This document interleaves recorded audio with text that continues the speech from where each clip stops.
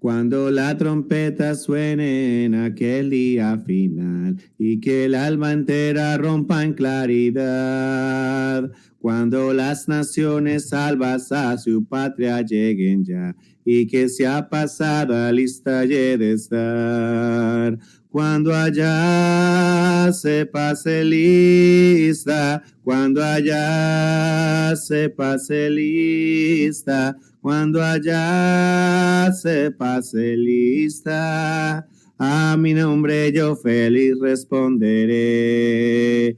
En aquel día sin nieblas en que muerte ya no habrá, y su gloria Salvador impartirá. Cuando los llamados entren a su celestial hogar, y que sea pasada lista y he de estar. A ver todos. Cuando allá se pase lista, cuando allá se pase lista, cuando allá se pase lista, a mi nombre yo feliz responderé.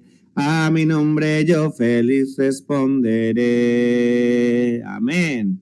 Vamos a cantar Confío en ti. Quiero decirte, mi buen Señor, que en los días tristes de más dolor confío en ti, confío en ti. En el amor que me prometiste en la vida eterna, yo sé que existe, confío en ti, confío en ti. Confío en ti, Señor, en el raudal de amor de tu poder y en tu salvación. Confío en ti, Señor, en el raudal de amor, en tu poder y en tu salvación. Aunque este cuerpo que tengo ahora no tenga alientos, de todas formas confío en ti, confío en ti. Ni enfermedades ni los temores, y en medio de todos mis dolores confío en ti, confío en ti. Confío en ti, Señor, en el raudal de amor, en tu poder y en tu salvación. Confío en ti, Señor, en el raudal de amor, en tu poder y en tu salvación. Aunque otros duden de tus poderes y menosprecien los grandes que eres, confío en ti, confío en ti. Porque yo sé que todo lo puedes, allí estaré cuando otros volvieren, confío en ti, confío en ti. Confío en ti, Señor, en el raudal de amor, en tu poder y en tu salvación. Confío en ti, Señor, en el raudal de amor, en tu poder y en tu salvación. Amén, hermanos. Vamos a continuar ahora con una lectura. Dios los bendiga. Muy buenos días, hermanos. Qué lindo himno ese. Y en verdad que nuestra confianza tiene que estar en el Señor. Y en un mundo ahorita que uno vive preocupado por tantas cosas, uno puede poner la confianza en muchas cosas, pero todas esas cosas son vanas y sin importancia, pero solo hay una que en verdad uno puede confiar, y es en el Señor. Y vamos a tener una lectura esta mañana para empezar a preparar nuestro corazón, que viene del libro de Filipenses, capítulo 4, versículos 8 y 9. Y la palabra del Señor dice de la siguiente manera. Voy a estar leyendo de la Nueva Versión Internacional. Por último, hermanos, consideren bien todo lo verdadero, todo lo respetable, todo lo justo, todo lo puro, todo lo amable, todo lo digno de admiración, en fin, todo lo que sea excelente o merezca elogio. Pongan en práctica lo que de mí han aprendido, recibido y oído, y lo que han visto en mí, y el Dios de paz estará con ustedes. Tomemos eso como ejemplo, hermanos, cambiemos nuestra forma de pensar y pensemos en todo lo que sea bueno y agradable para el Señor, Y en este momento vamos a Dios en oración. Acompáñenme inclinando sus rostros, cada quien en sus hogares. Padre Santo, venimos a ti esta mañana muy agradecidos por todas las bendiciones que tú nos das. Tú eres un Dios lleno de amor y misericordia y te has acordado de nosotros y nos has dado la salvación por pura gracia, no por nada que hayamos hecho porque nos lo merezcamos, sino por tu bendito amor e infinita misericordia que has tenido y paciencia con nosotros, Señor. Te pedimos que continúes teniendo paciencia con nosotros porque aún sabiendo lo que es bueno, continuamos haciendo lo que es malo algunas veces, pecando en contra tuya y de nuestros hermanos aquí en la tierra y te pedimos perdón por eso. Te pedimos que nos fortalezcas en el espíritu para que transformemos nuestra forma de pensar y de sentir y de actuar para ser más como Cristo, Señor, y en verdad ser una luz. Padre Santo, te pedimos que nos des la paz que solo proviene de ti, Señor, en un mundo lleno de angustia y lleno de problemas. La única constante eres tú, Señor, que eres fiel, que tu palabra no cambia y tus promesas son inamovibles y te agradecemos por eso, Señor. También te pedimos en este momento por algunas cosas que están pesadas en nuestro corazón. Tenemos hermanos que están enfermos, como Barbarita Pinzón, que tuvo una trombosis y le van a tener que hacer una cirugía. Te pedimos por ella, Señor, por los hermanos que están sin trabajo o con otras dificultades de salud, pero lo sufren en silencio, pero tú todo lo ves, Señor, y eres un Dios bueno y te pedimos que a los que están enfermos les restaures su salud, Señor, a los que están sufriendo, que les des consuelo, Padre, a los que están necesitados, que proveas para ellos, Padre.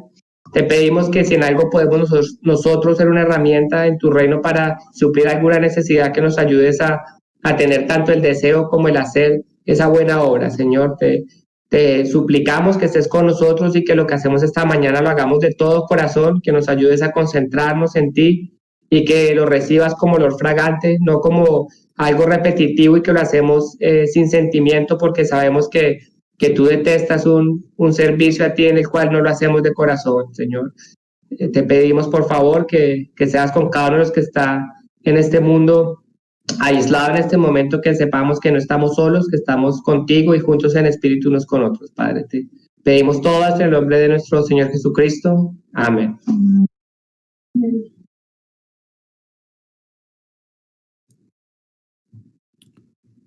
Bueno, vamos a cantar.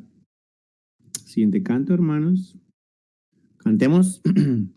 Te exaltaré, mi Dios, mi Rey, y bendeciré tu nombre eternamente y para siempre. Cada día te bendeciré y alabaré tu nombre eternamente y para siempre. Grande es Jehová y digno de suprema alabanza, y su grandeza es inescrutable. Cada día te bendeciré.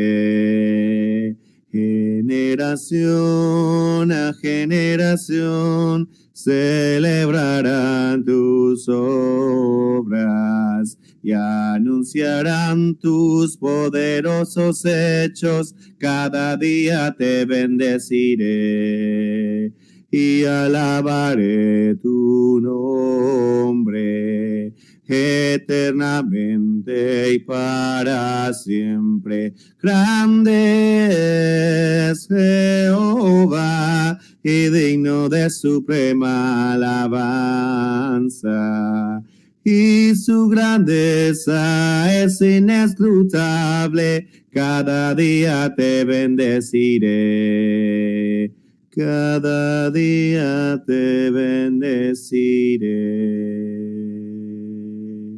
La merced de nuestro Padre es un faro en su brillar. Él nos cuida y nos protege con las luces de alta mar. Mantener el faro ardiendo arrojad su luz al mar, que si hay nautas pereciendo, los podréis así salvar. Reina noche de pecado, ruge airada negra mar, almas hay que van buscando esas luces de alta mar. Mantener el faro ardiendo, arrojad su luz al mar, que si hay nautas pereciendo, los podréis así salvar. Ten tu lámpara encendida, que en la tempestad habrá algún náufrago perdido, y tu luz te salvará. Mantener el faro ardiendo, arrojad su luz al mar, que si hay nautas pereciendo, los podréis así salvar. Dios los bendiga, hermanos. A continuación, la cena del Señor.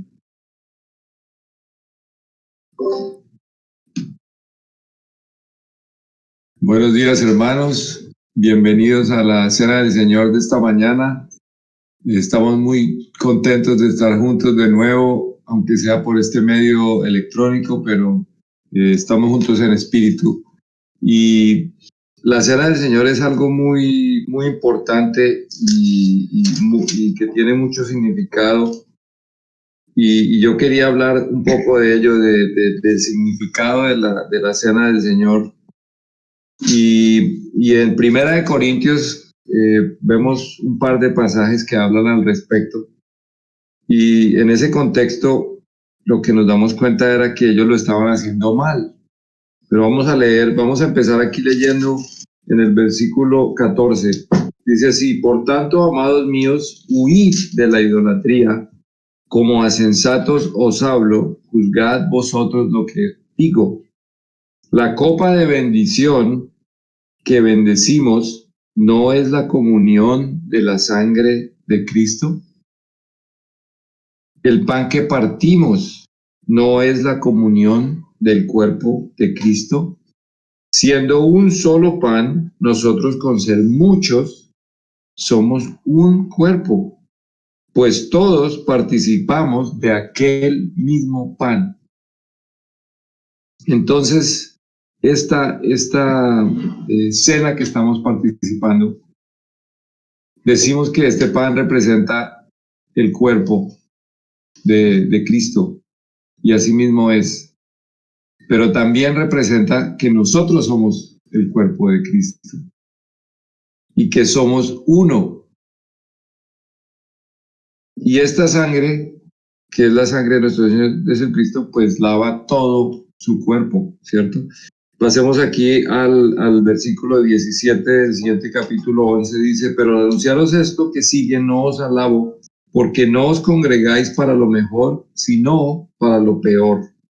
Pues, en primer lugar, cuando os reunís como iglesia, oigo que hay entre vosotros divisiones, y en parte lo creo, porque es preciso que entre vosotros haya disensiones, para que se hagan manifiestos entre vosotros los que son aprobados. ¿Cuándo pues os reunís vosotros? Esto no es comer la cena del Señor, porque al comer, cada uno se adelanta a tomar su propia cena, y uno tiene hambre y otro se embriaga. Pues que no tenéis casas en que comáis y bebáis, o menospreciáis la iglesia de Dios y avergonzáis a los que no tienen nada. ¿Qué os diré? ¿Os alabaré? En esto no os alabo, porque yo recibí del Señor lo que también os he enseñado, que el Señor Jesús, La noche que fue entregado tomó pan, y habiendo dado gracias lo partió y dijo: tomad, comed, esto es mi cuerpo que por vosotros es partido. Haced esto en memoria de mí. Asimismo tomó también la copa después de haber cenado, diciendo: esta copa es el nuevo pacto en mi sangre. Haced esto todas las veces que la bebiereis en memoria de mí. Así pues, todas las veces que comieres este pan y bebieres esta copa, la muerte del Señor anunciáis hasta que Él venga. De manera que cualquiera que comiera este pan o bebiera esta copa del Señor indignamente será culpado del cuerpo y de la sangre del Señor. Por tanto, pruébese cada uno a sí mismo y coma así del pan y beba de la copa. Porque el que come y bebe indignamente sin discernir el cuerpo del Señor, juicio come y bebe para sí. Por lo cual hay muchos enfermos y debilitados entre vosotros, y muchos duermen. Si pues nos examinásemos a nosotros mismos, no seríamos juzgados. Mas siendo juzgados, somos castigados por el Señor, para que no seamos condenados con el mundo. Así que, hermanos míos, cuando reunís a comer, esperaos unos a otros. Y si alguno tuviera hambre, coma en casa, para que no reunáis para juicio. Las demás cosas las pondré en orden cuando yo fuere. Así que, hermanos, parece que ellos estaban ahí tomando la cena del Señor digamos, muy deportivamente, como decimos en Colombia, y no se daban cuenta de lo importante que es cuando hacemos esto, de tomar la cena, digamos, de darnos cuenta de que estamos acordándonos de que somos uno en Cristo y pues tenemos que también pensar en cómo estamos nosotros delante del Señor. Y si vemos algo que está mal, debemos de una vez confesárselo para que Él nos limpie. Como dice en Primera de Juan, debemos andar en la luz, confesando nuestros pecados. Y no ignorando todo esto y comiendo ahí como si no fuera nada. Es un momento muy importante, hermanos, y así lo debemos tomar. Entonces vamos a orar por el pan y por la copa. Padre Santo, Señor, te damos gracias por este momento en el cual compartimos de esta copa y de este pan. Que tú nos mandaste que lo hiciéramos, Padre, porque tú querías que nos acordáramos de ti, que nos acordáramos de tu sacrificio, que nos acordáramos que somos uno en ti, tu iglesia, que somos tu cuerpo, que debemos alejarnos de todo tipo de idolatría, que debemos alejarnos de todo tipo de división, que debemos estar en un mismo espíritu. Padre Santo, bendícenos esta mañana para que tomemos de esta copa dignamente, acordándonos de que somos pecadores. Gracias, Señor, porque tú proveíste el sacrificio de tu Hijo para salvarnos y nos salvas gozosamente, Padre, y pagaste un gran precio por nosotros, Señor. Te damos gracias por tu plan, proclamamos tu misericordia y tu amor por nosotros y nos apegamos a Él. Y bendícenos, Padre, en este momento que tomamos de este pan que simboliza el cuerpo entregado allá en la cruz por nosotros. Gracias, Señor, por este momento maravilloso. Te lo pedimos y agradecemos todo en nombre de tu Hijo Jesucristo. Amén.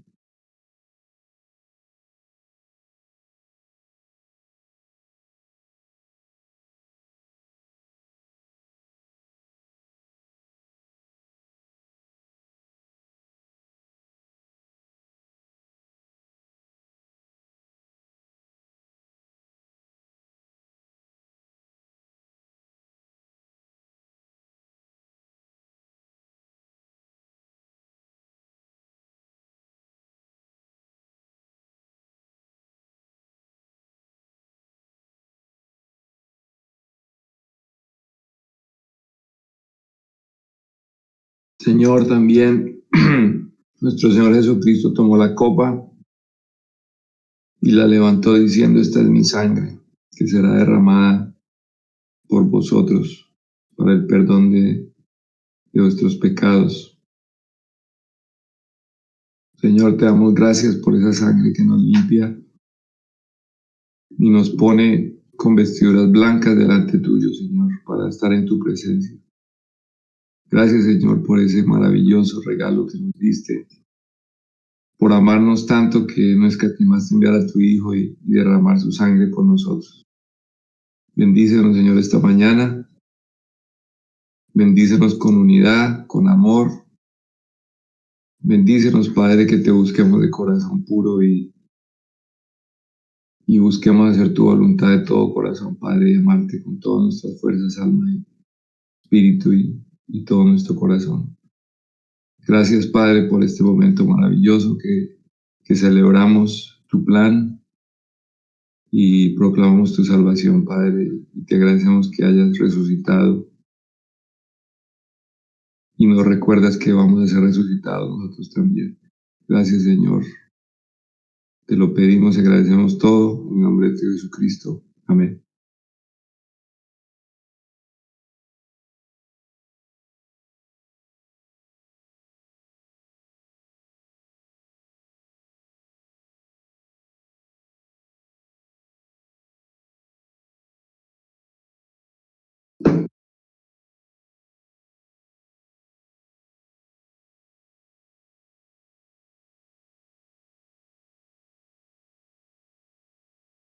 Gracias, hermanos, y con esto concluimos la cena del Señor.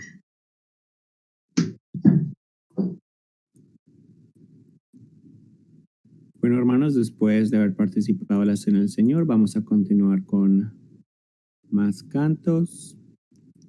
Después de esto, con la enseñanza. Vamos a cantar "Oh excelsa gracia del amor". Cantemos, así que los invito a todos a cantar. Por fe en Jesús el Salvador, se hace salvo el pecador. Si quieres ser tan rico don, recibe plena salvación.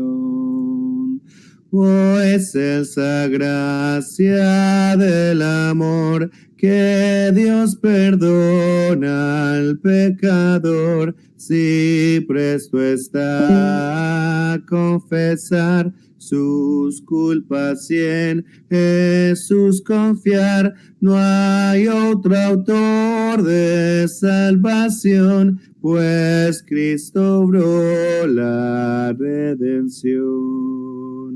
La vida antigua ya pasó y todo nuevo se tornó. Aquí cual peregrino es, hogar con Dios tendrá después.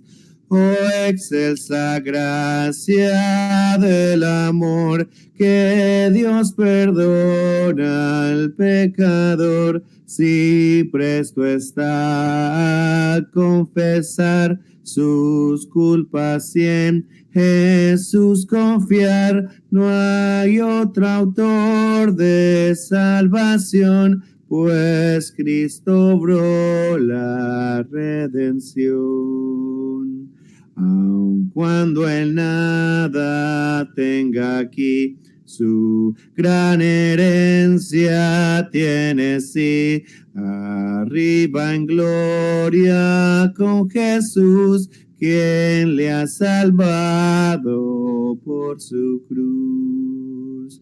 Oh excelsa gracia del amor, que Dios perdona al pecador, si presto está a confesar sus culpas y en Jesús confiar. No hay otro autor de salvación, pues Cristo obró la redención.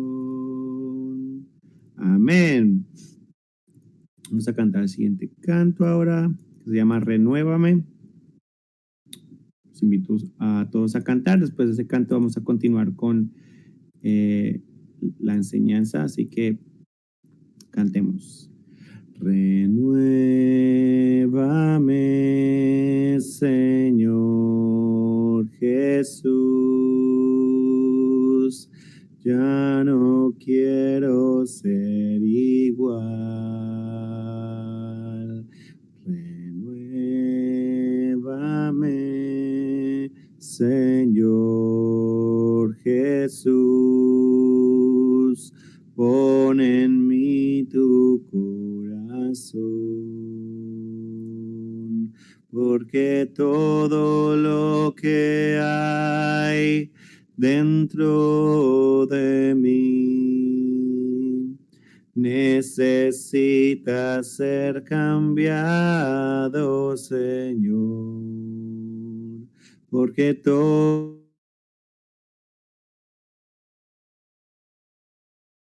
corazón necesita más de ti. Renuévame, Señor Jesús, ya no quiero ser igual.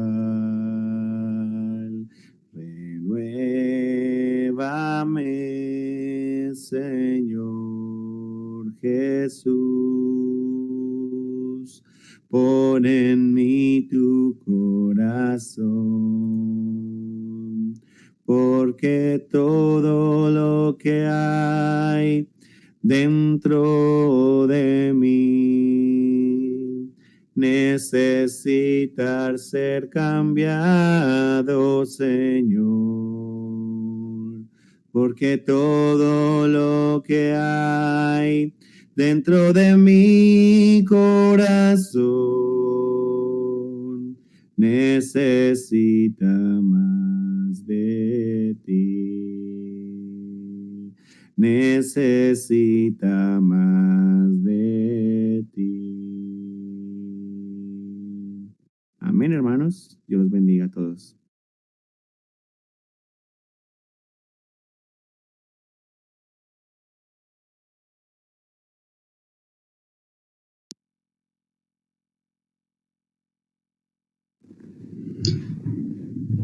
Buenos días, hermanos. Que la paz de Dios sea con todos nosotros. Que en este día honremos a nuestro Dios porque eres merecedor de toda gloria. Vamos a predicar, enseñar sobre un tema muy importante, el arrepentimiento. Y pues quizás este arrepentimiento, creo yo que no se predica mucho hoy en día. Y quizás la pandemia lo ha opacado, podemos decir así. Pero quizás también se malentiende este tema porque en nuestros días el arrepentirse pues es pedir disculpas. Como en inglés siempre se dice I'm sorry, y como dijo alguien, ya estoy cansado de los I'm sorrys. Es algo más allá de disculparse. Y vamos a ver en esta mañana, pues, ¿qué quiere decir esto? Incluyo aquí en el arrepentimiento, el arrepentimiento de Dios. ¿Se arrepintió de Dios o no se arrepintió? ¿Qué es el arrepentimiento? Pues, muy importante entender esta palabra cuando se refiere a Dios y cuando se refiere al ser humano.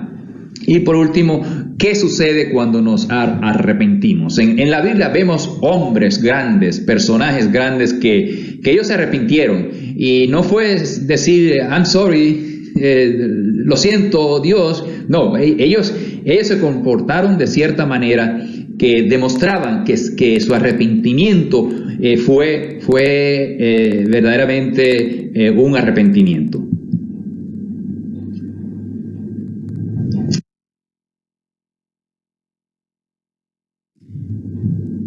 Leamos dos versículos aquí que aparentemente se contradicen. El primero en Génesis capítulo 6, versículo 6. Y se arrepintió Jehová de haber hecho al hombre en la tierra, y le dolió en su corazón. El otro en Primer libro de Samuel, capítulo 15, versículo 35, dice: además, el que es la gloria de Israel no mentirá ni se arrepentirá, porque no es hombre para que se arrepienta. Estos dos versículos aquí, pues, según están escritos en español y en inglés, dicen que Dios se arrepintió, y en otro lugar de la Biblia dice que Él no se arrepiente. Así que vamos a ver esta diferencia y por qué las Biblias en inglés han traducido y en español han traducido que arrepintió para cuando se refiere a que Dios no va a hacer algo.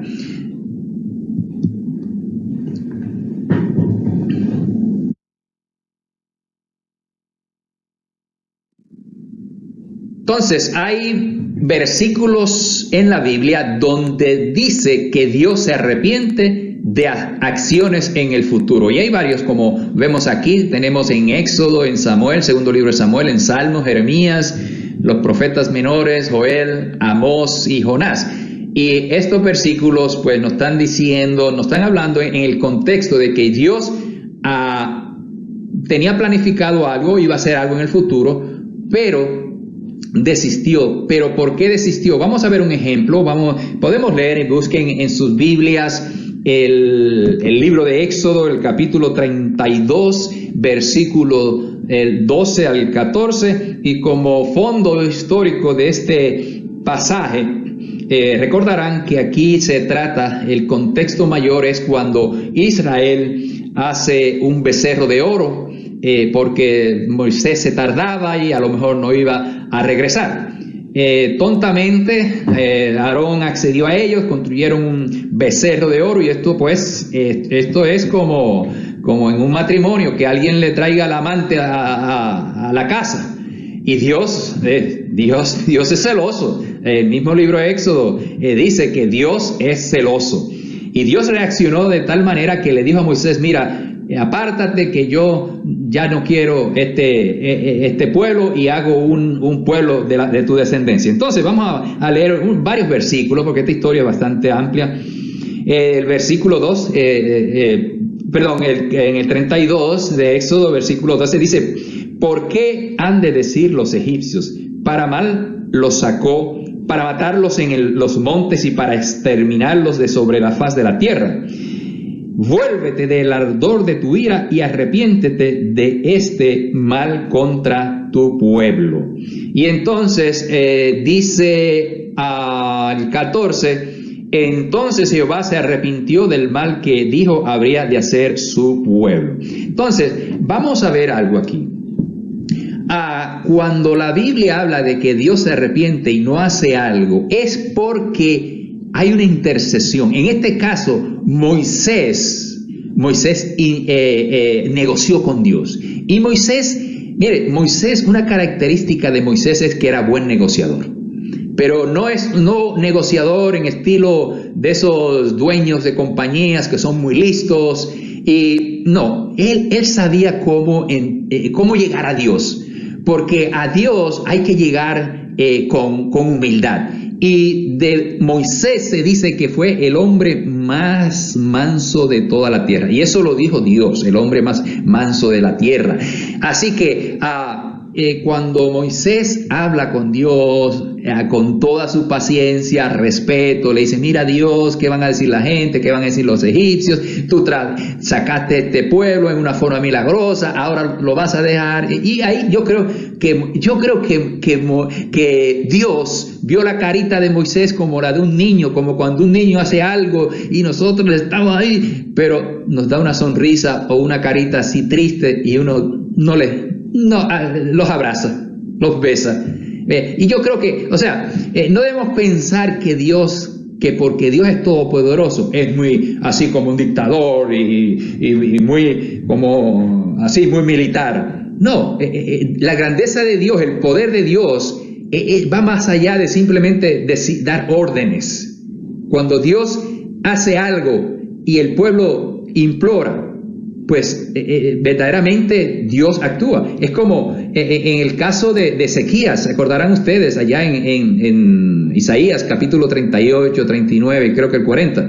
Fíjense que Isaías implora a Dios, y Dios le da una orden a través del profeta Isaías, y le dice, mira, dile a Isaías que va a morir. Y o sea, el plan de Dios, el destino de Isaías era que iba a morir. Ya él había sido un buen rey, y al igual que Moisés, le digo, mira, Moisés, tú no vas a entrar a la tierra, vente para acá. Entonces, este hombre, Ezequías, se postra delante de Dios y le dice, mira esto, mira de Jehová, yo he hecho esto y estoy joven todavía, tengo años para disfrutar. Y Dios dice, ok, está bien, Isaías, yo sé, tienes razón, Isaías, pues, Ezequías, y le da 10 años más de vida, creo que 10 años más. Pues entonces, él terminó después mal. Si hubiese terminado ahí cuando Dios le dijo, hubiese sido, se hubiese ido de este mundo sin mancha, sin falta grandes como los demás reyes. Pero cometió un error, dejó entrar a los babilonios a que vieran todos los tesoros de la tierra, y después ahí, como dice, le abrió las puertas, y pues creo yo que la decisión de Ezequías no fue la mejor, pero lo que hay que ver es que Dios, este hombre se humilló delante de Dios, y Dios le dijo que 10 años más, al cabo, de todos modos vas a venir para acá, no te vas a quedar allá en la tierra.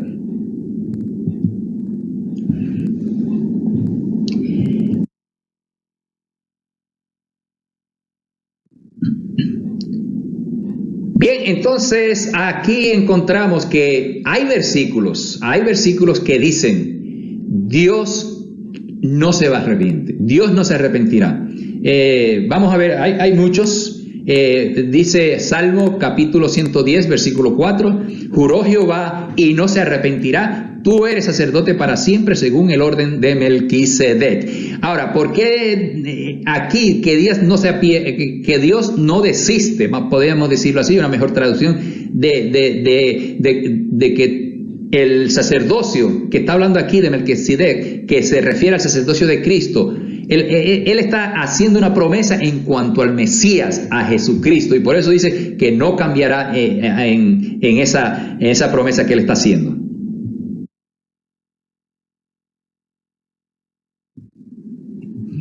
Otro versículo es Ezequiel capítulo 24, versículo 14, y dice, yo Jehová he hablado, sucederá, yo lo haré. No me volveré atrás, ni tendré piedad, ni me arrepentiré. Según tus caminos y tus obras te juzgarán, dice Jehová el Señor.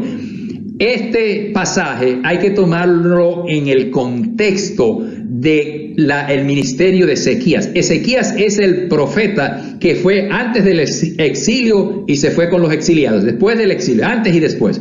Entonces, él dice Dios dice, no me volveré atrás, ni detendré piedad, ni me arrepentiré, porque ya, como dice, el hacha ya estaba para caer en Israel, porque de tanto profeta que Dios le envió, y los reyes cambiando y haciendo cosas, y uno era bueno, el otro era malo, Dios se cansó de eso y ya decidió que se iban a ir a Babilonia, exiliados, castigados a Babilonia.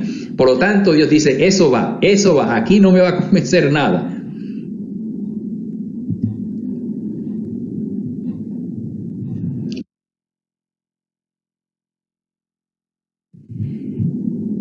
Bien, un versículo que nos llama la atención es Isaías capítulo 42 y versículo 9. Y una pregunta que siempre se hace es, si Dios conoce el futuro, ¿por qué no actuó? Si Dios sabía que Adán iba a pecar, ¿por qué no intervino? Bueno, Dios respeta la voluntad humana, la voluntad, la libertad, el libre albedrío. Y Dios conoce el futuro. Dice, he aquí, ya se cumplieron las cosas primeras y yo anuncio cosas nuevas. Antes que salgan a la luz, yo os las haré saber. Así que Dios conoce el futuro, Dios está en control. Pero eso no quiere decir que Dios no actúe en cierta manera a favor de su pueblo. Es decir, si Dios quiere, por ejemplo, los acontecimientos del futuro Dios los puede detener un año, una década o adelantarla. O sea, hay que entender que Dios es soberano. Como dice en el libro de Job, hay un pasaje que dice que a Dios, ¿quién le puede decir a Dios qué tú haces? Como decirle a un jefe, ¿por qué haces eso? Pues porque es el jefe, porque es dueño de la compañía. Así que Dios es todopoderoso, también es amor, también es justicia.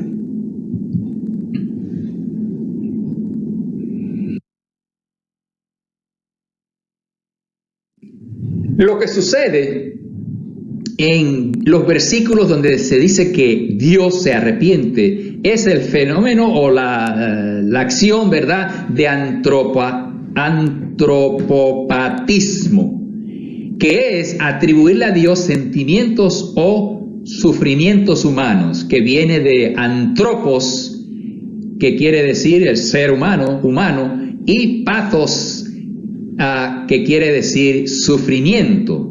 En Génesis 6:16, donde dice que Dios se arrepintió, dice así, y se arrepintió Jehová de haber hecho al hombre en la tierra, y le dolió en su corazón. Bueno, en primer lugar, a Dios no le dolió en su corazón. Simplemente que el autor de Génesis usa el antropopatismo para expresar algo que nosotros lo expresamos. O sea, cuando uno recibe una mala noticia, uno dice, me dolió en el corazón, lo sentí mucho, me afectó mucho, porque tenemos huesos, porque tenemos un corazón, porque tenemos músculos, pero Dios es espiritual, es un ser espiritual. Dios no es como nosotros. Así que no podemos decir que Dios le dolió el corazón, de la misma manera que vamos a ver que tampoco Dios se arrepintió como nos arrepentimos nosotros.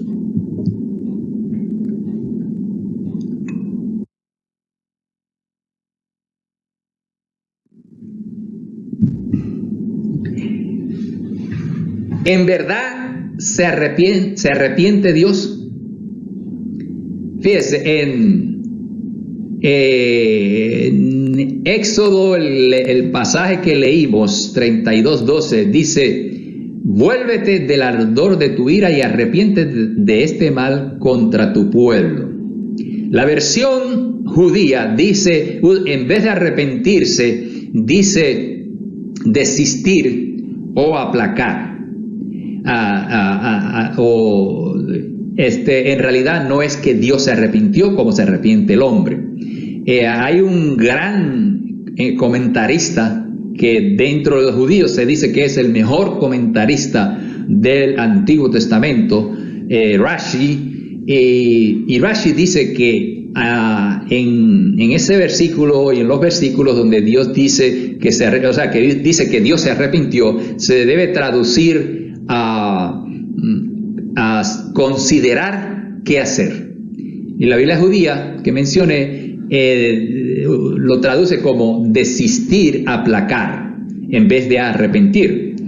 Así que en los pasajes donde se dice que Dios se arrepiente, el término en hebreo es naxian, que significa respirar profundo o lamentarse. Es como cuando usted recibe una mala noticia o le dicen algo que usted no está de acuerdo, o un empleado va y dice algo y el jefe, en vez de explotar, respira profundamente.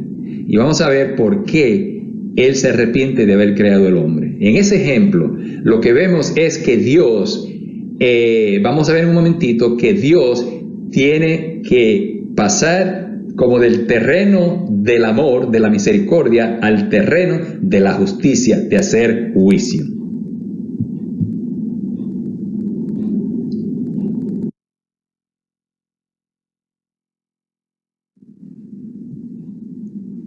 Ok, en los pasajes que mencioné antes, donde dice que Dios se arrepintió, Rashi dice que se debe traducir al inglés o al español a considerar qué hacer. Okay. O sea, Dios estaba consideró qué hacer, porque otra vez iba a ir de la misericordia, del amor, de lo que él esperaba del hombre. ¿Por qué Dios respiró profundo, se detuvo, meditó, consideró qué hacer? Porque Dios esperaba más del hombre. Es como un padre que se esfuerza por su hijo, lo manda a la mejor universidad y realmente pierde su tiempo en los videojuegos o en otras cosas y no le interesa la universidad. Eso es como para respirar y decir, ¿qué he hecho yo? ¿Por qué me merezco esto? Entonces, vamos a ver que, mire, en los pasajes donde se dice que el hombre se arrepiente, se usa el término en hebreo shub, que significa arrepentirse, volverse a Dios. O sea, arrepentirse es volverse a Dios, y lo vamos a ver un poquito más adelante. Pero cuando Dios se arrepiente es que Dios considera qué hacer, porque cuando Dios creó al hombre y lo puso en ese paraíso, y de momento el hombre cae, ahí todo lo que Dios había planificado, los puso en un paraíso. Aquella vida era como Wi-Fi, que todo es ahí a la mano. Y Dios ve que ahora tiene que juzgarlo.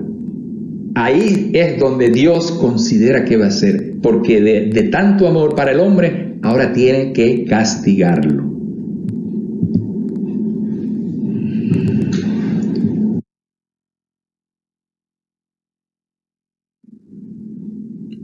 ¿Por qué a Dios le afligió, se arrepintió la caída del hombre?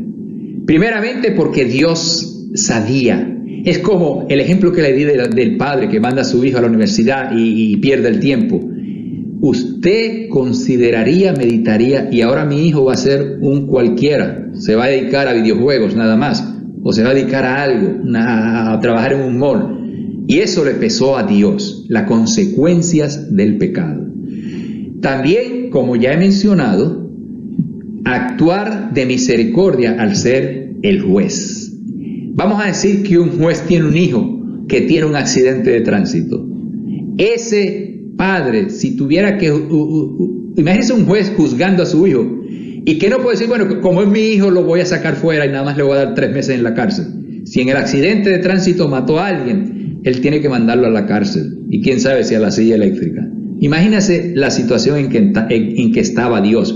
Ese hijo que él formó, esa criatura que él formó, eso es lo que él quería, lo puso en lo mejor, en un paraíso. Y de momento, como dicen en lenguaje mexicano, la regó.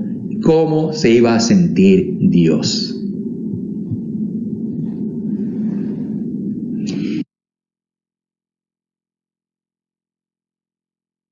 ¿Qué es el arrepentimiento?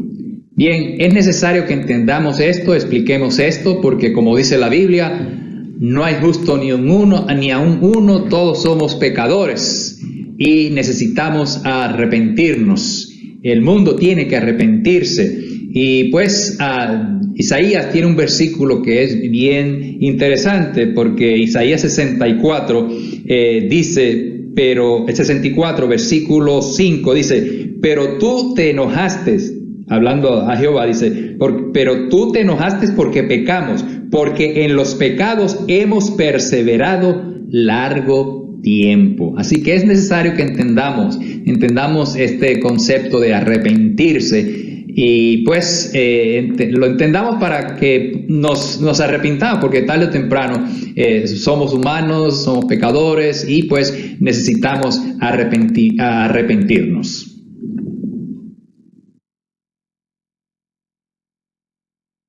En Hebreos tenemos la palabra o el concepto de teshuvah, que es volver o regresar a Dios después de pecar con el convencimiento de no repetir una falta o pecado.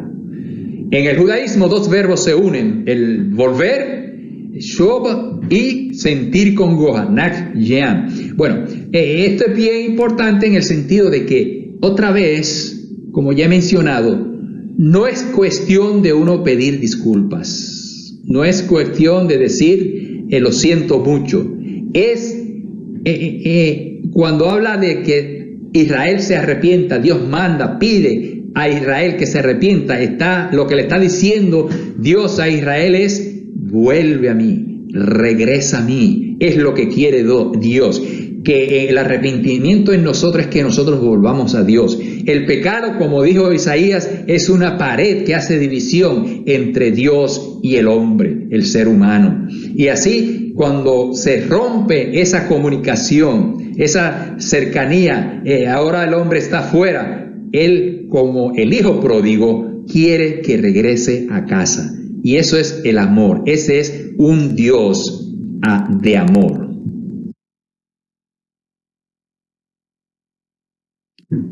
Siguiendo con Teshuvah, el concepto de Teshuvah, si te has de volver, o sea, si te arrepientes, Israel, dice Jehová, vuélvete a mí, si quitas delante de mí tus abominaciones y no andas de acá para allá. Qué interesante esto, ¿verdad?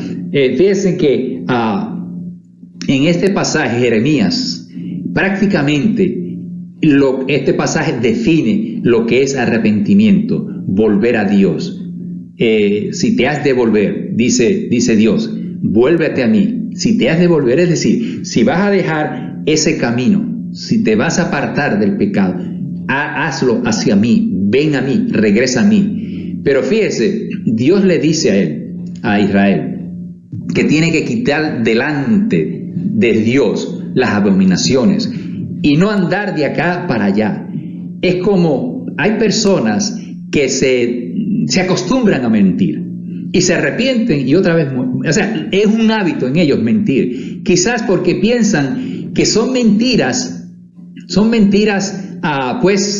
como decimos, pequeñas, chiquitas, y quizás, Dios no se va a acordar de ellas o Dios no las va a considerar. Y así era, o sea, podemos decir que así es cuando con la mentirita pequeña que se puede volver grande, o el pecado pequeño que se va a volver grande. Entonces, Dios le dice, no andes como la ola del mar.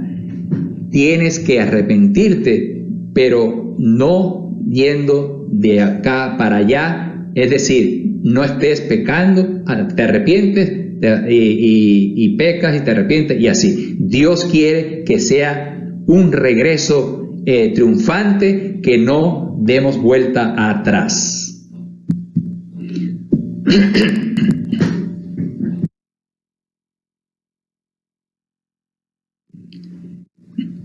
Isaías capítulo 55 versículo 7 dice: deje el impío su camino, y el hombre inicuo sus pensamientos, y vuélvase a Jehová, el cual tendrá de él misericordia, al Dios nuestro, el cual será amplio en perdonar. Entonces,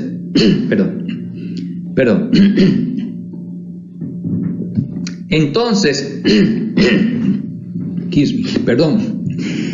en Samuel, primer libro de Samuel, capítulo 7, versículo 3, dice: si de todo vuestro corazón os volvéis a Jehová, quitad de entre vosotros los dioses ajenos y a Astarot, dedicad vuestro corazón a Jehová y servidle solo a él, y él os librará de manos de los filisteos.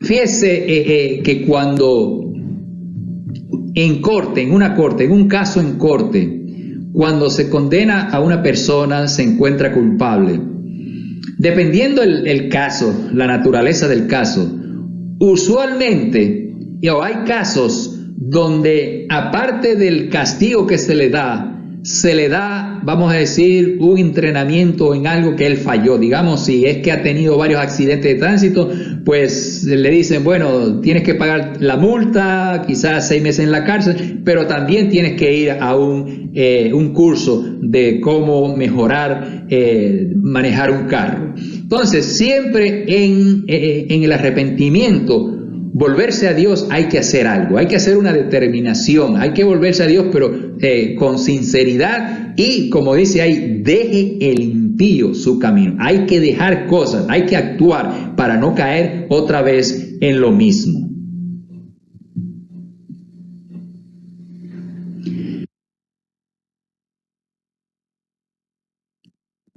Entonces, en el griego tenemos dos términos. Primero es estrepo, que es dar la vuelta y regresar, como vimos, regresar a Dios, como vimos en el concepto de teshuvah en hebreo. También en hebreo está metanoia, perdón, de meta, después, y neo, pensar. Y esto es interesante porque en el concepto de metanoia es considerar las consecuencias del pecado, o sea, pensar antes y después. O sea, si pensamos antes de pecar, o cuando tenemos la intención de hacer algo que es indebido, debemos pensarlo primeramente.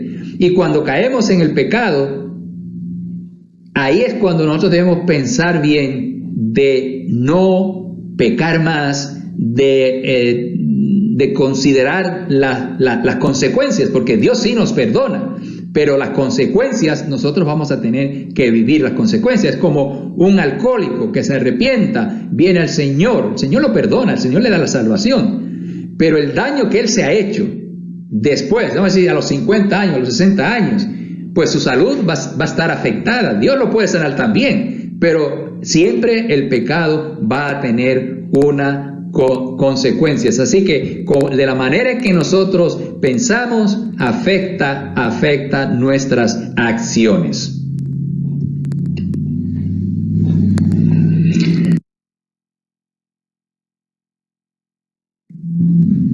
Bien, ¿qué sucede cuando nos arrepentimos? Siguiendo esta ilación del arrepentimiento verdadero, ¿qué hacemos? Y vamos a ver ejemplos de personas también. Por ejemplo, el ejemplo más en la Biblia que se acentúa más es el de David. Y vemos que pues ocurre algo. O sea, no es, como dijimos al principio, el arrepentirse no es simplemente una disculpa.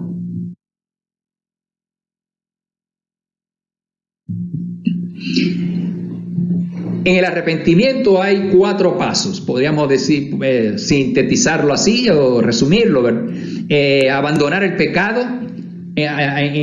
Fíjese, vamos a leer lo que puedan a Proverbios. Es un versículo muy bonito de Proverbios 28. Vamos a Proverbios 28 y el versículo 13. Perdón. Versículo 13 dice: el que oculta sus pecados, dice, no prosperará. Así que dejemos mentiritas pequeñas y pecados pequeños, porque eso nos arrastra hacia algo mayor. El que oculta sus pecados no prosperará, pero el que los confiesa y se aparta de ellos alcanzará misericordia. Así que en el arrepentimiento, lo primero es abandonar el pecado. Segundo, lamentar que la comunicación con Dios se ha interrumpido. El Salmo 51, un salmo bien interesante, con mucha sabiduría, porque este salmo David lo escribió después que tomó una mujer indebida, una mujer casada, Betsabé, y después que adulteró con ella, para tapar la falta, mandó a matar a su esposo. Una cosa muy sucia, muy fea, o sea, dañó a David después de este acto maligno de parte de David no fue el mismo, todo cambió y pues terminó su vida, debió haber terminado mejor. Tercero, confesar a Dios, como dice 1 de Juan 1:9, y aceptar el perdón de Dios. Dios nos perdona, Dios nos ama, pero hay que aceptar ese perdón y hacer pues fiel a esa gracia que Dios nos ha dado de perdonar todos nuestros pecados.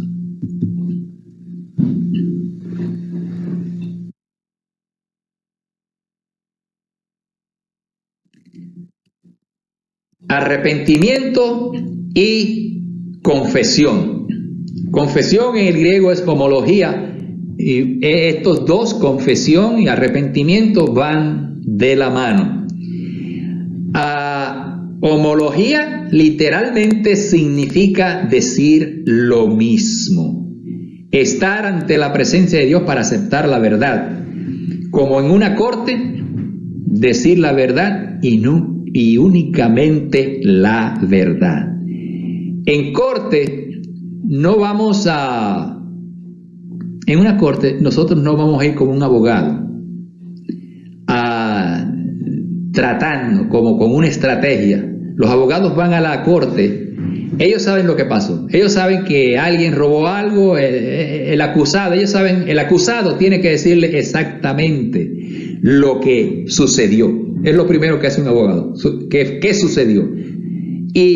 Pero ellos no le dicen al juez lo que sucedió exactamente, dicen otra cosa. Es decir, ellos van a decir algo allá, pero van a buscar la manera de que el juez o el jurado se incline hacia quizás una absolución de falta o que la sentencia, el castigo no sea tan grave. Pero con Dios tenemos que confesar, tenemos que decir lo mismo. O sea, que no debemos justificarnos a nosotros mismos, y tratando, bueno, yo lo hice porque estaba cansado, o yo hice esto porque estaba enojado, y por eso, si no hubiese estado enojado, no, realmente tenemos que ser sinceros en la confesión. Tenemos que el arrepentimiento y la confesión, para que haya un verdadero arrepentimiento, tenemos que reconocer lo que nosotros hemos hecho. Eso es muy importante, que nosotros al pecar reconozcamos. Y fíjese, aprender. Un millonario dijo que él se lamentaba de no haber cometido más errores, porque en un tiempo él era pobre, vamos a decirlo así. Él decía que vivía de cheque a cheque, y un día él dijo, no, esto tiene que acabar. Yo no puedo estar, como quien dice, el cheque no me alcanza. Y él decidió investigar cómo hacer más capital, y él dice que lo que le ayudó a él a salir de esa pobreza o de ese estado financiero a uno mejor fue que él aprendió de sus faltas. Y por eso él decía, yo debía haber cometido más errores, porque él, de cada error que él cometía, como en lo financiero, en las finanzas, él aprendía. Y eso lo llevó a ser millonario. Si nosotros queremos ser fuertes, crecer espiritualmente, nosotros tenemos que hacer lo mismo, aprender de nuestras faltas. Estamos llegando tarde a la iglesia, vamos a pararnos y decir, no, a la iglesia yo no puedo estar llegando tarde, porque a mi trabajo yo sí llego tarde. Ahí hay algo que usted tiene que recapacitar y aprender de esa falta.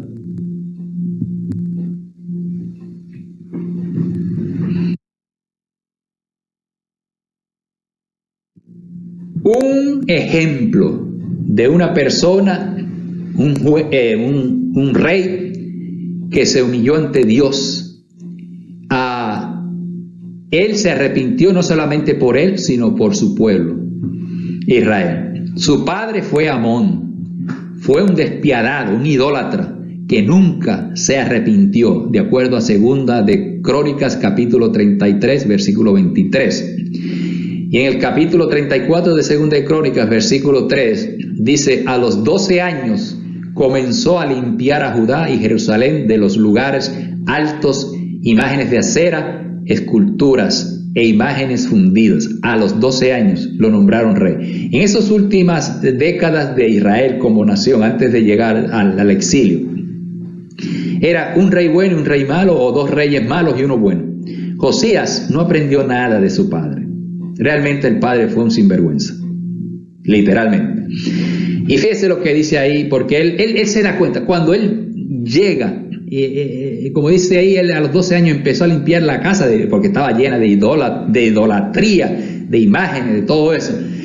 Toda esa suciedad él limpió, pero él se arrepintió por la situación del pueblo. Él se arrodilló y oró a Dios, se humilló ante Dios. Dice así, segunda el segundo libro de Crónicas, el capítulo 34, los versículos 26 y 27. Dice: por cuanto oíste las palabras del libro y tu corazón se conmovió, te humillaste delante de Dios al oír sus palabras sobre este lugar y sobre sus habitantes, y te humillaste delante de mí, rasgaste tus vestidos y lloraste en mi presencia, yo también te he oído, dice Jehová.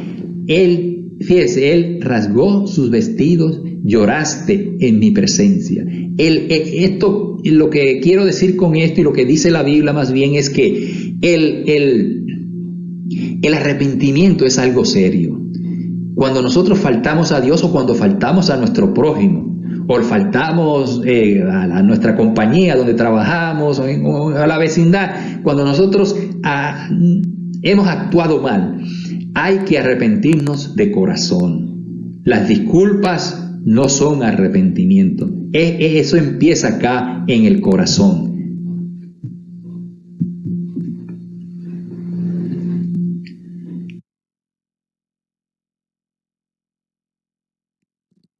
Algo interesante que encuentro en la Biblia es que hay que predicarlo, hay que predicar el arrepentimiento. Dice Lucas capítulo 24 del 46 al 47, así está escrito y así fue necesario que el Cristo padeciera y resucitara de los muertos al tercer día, y que se predicara en su nombre el arrepentimiento y el perdón de pecados en todas las naciones, comenzando desde Jerusalén. Nosotros hemos tenido la gracia de aceptar a nuestro Señor Jesucristo, pero cualquiera persona que quiera venir al Señor tiene que arrepentirse, porque esa comunión con el Señor no existía y tenemos que regresar a Él. Y el arrepentimiento es clave en esa conversión.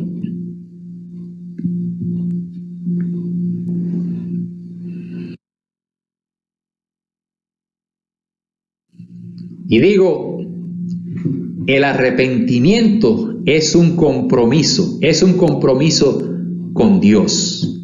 Dice Hebreos 6, capítulo 6, versículo 5 al 6.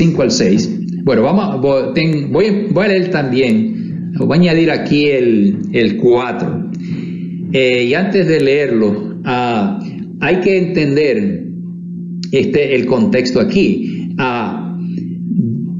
El escritor de Hebreos está hablando en el capítulo 6 de los judíos que se habían convertido al Señor, y por la persecución, algunos, o una quizás mayoría, se estaban regresando otra vez a Moisés. Es decir, ellos confesaron, se arrepintieron, se bautizaron, y después como que les pareció que podían, regreso al judaísmo. Comenzando con el versículo 4, es imposible que los que una vez fueron iluminados, gustaron del don celestial, fueron hechos partícipes del Espíritu Santo. Y dice ahora el 5, el 6, dice: y asimismo gustaron de la buena palabra de Dios y los poderes del mundo venidero, y recayeron. Noten eso, ellos recayeron porque se habían convertido a Cristo, se habían convertido al Señor, cayeron, se fueron, regresaron al judaísmo.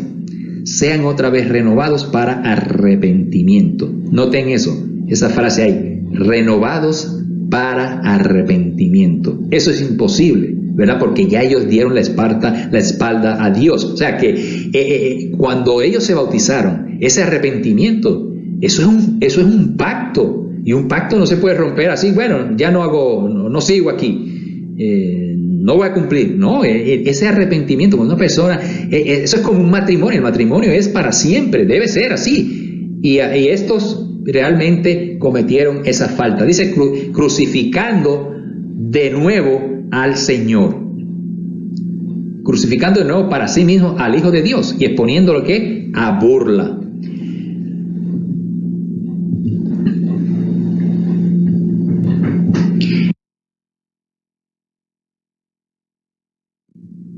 Entonces, para finalizar, aquí tenemos algo triste.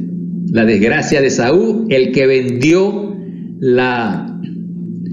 su primogenitura, un documento tan importante, imagínense. Y lo vendió por un plato de lentejas. Si lo hubiese vendido, quizás por un steak, pero por un plato de lentejas. Ya sabéis que aún después, deseando heredar la bendición, fue desechado y no tuvo oportunidad para el arrepentimiento, aunque la procuró con lágrimas. El arrepentimiento, como dice la Biblia, hoy es el día de salvación, no mañana. No sea que nos pase o les pase a algunos como a Esaú, que ya no tuvieron oportunidad para el arrepentimiento. Así que, hermanos, como dice el Hebreos 4:7, hoy es el día de salvación. Y fíjese, voy a terminar con esta información. El hermano Joseph Shulam de Israel, un gran hermano que conozco personalmente, muy hermoso hermano, y él todas las semanas tira unos artículos en Facebook y en su newsletter semanalmente. Él hablaba de las plagas. Me impactó algo que él dijo. Él dice que toda su vida ha predicado sobre las plagas, pero nunca le había tocado vivir una. Y ahora está viviendo allá en Israel la plaga del coronavirus. Y él decía, fíjese, él decía que en todas las plagas de la Biblia terminan cuando alguien se arrepiente. Cuando Egipto se arrepintió, el faraón se arrepintió y hizo caso a Moisés. Cuando David se arrepintió por haber hecho la encuesta, el censo. Así que la Biblia habla de las plagas y terminan cuando el individuo o la nación se arrepiente. Y pienso yo, ¿estará Dios dándonos un mensaje? Este mundo tan materialista iba como un tren desembocado, como un caballo desembocado que no se podía parar. Y Dios quizás nos está dando un mensaje. Debemos, hermanos, arrepentirnos, a saber, considerar, vamos a decir, respirar profundo. Debemos nosotros seguir viviendo como estamos viviendo.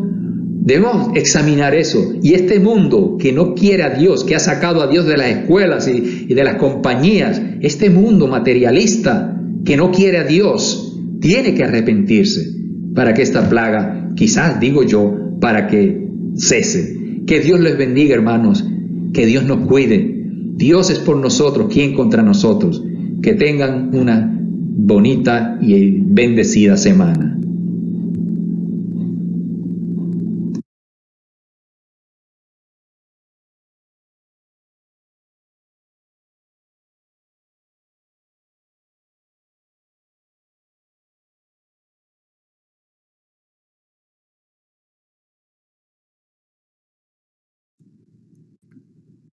Bueno, hermanos, damos gracias por esa excelente predicación de parte del hermano José Quiñones, y vamos a terminar y después pues con un canto y después los anuncios. Así que los invito a cantar. Oh, bondad tan infinita hacia el mundo pecador, Dios en Cristo revelando su eternal y santo amor. Es Jesús para mí la esperanza de salud. Solo en Él hallaré la divina plenitud, como el vasto firmamento, como el insondable mar. Es la gracia salvadora que Jesús al alma da. Es Jesús para mí la esperanza de salud. Solo en Él hallaré la divina plenitud. Aunque fueren tus pecados rojos como el carmesí. En el río del Calvario hay limpieza para ti. Es Jesús para mí, la esperanza de salud. Solo en Él hallaré la divina plenitud. Amén, hermano. Dios los bendiga.